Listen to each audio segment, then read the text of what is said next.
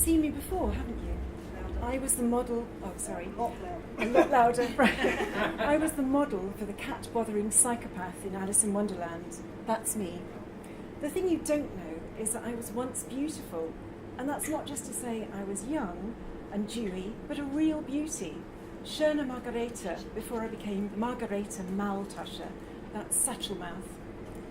One morning in my pillow-cheeked 20s, I woke up with a dull ache in my collarbone, then purple swelling in my fingers and wrists.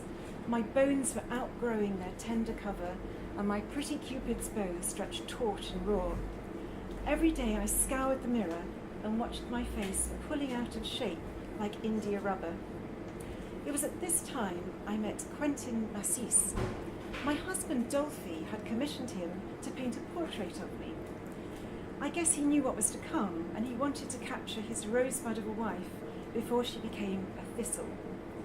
He painted me in our draughty great hall against a puddle of red velvet.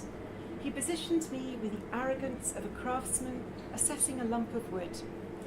And then he put a rosebud between my breasts. Gather ye rosebuds, carpe diem. Well, I can say we carped that diem, and many others that followed.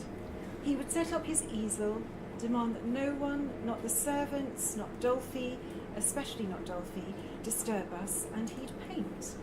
And, as if on some agreed signal, he would lay down his brush, and wordlessly we'd make love.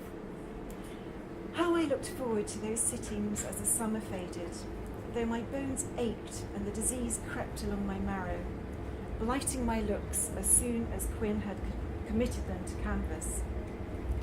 Then, one day, that painting was finished, and it was understood that our affair would finish too. At least I thought it was. I had a duty to Dolphy, and though we never spoke of it, Quinn had to return to his long-suffering wife.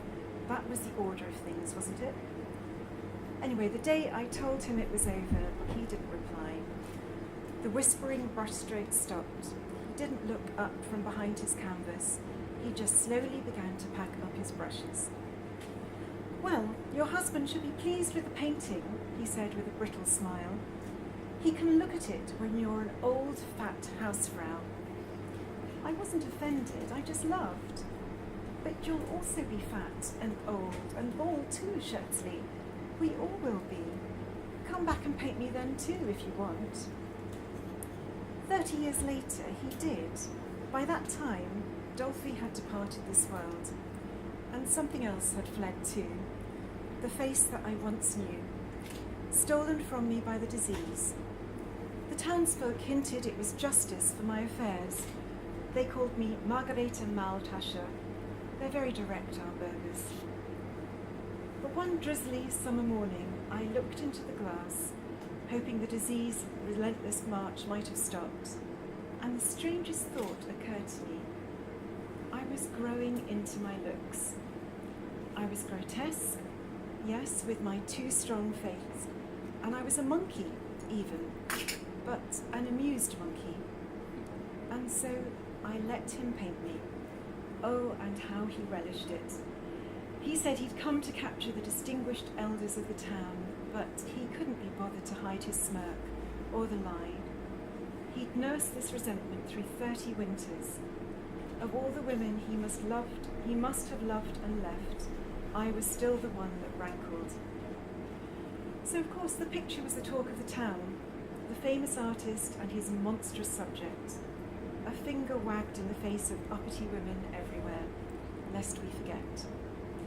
But ours are the faces you'll remember, not the damask-draped worthies or the bloodless beauties. So I didn't mind, really I didn't. Quinn painted me into history, and in his last unflinching portrait, I'm authentically myself, and how many of us can say that?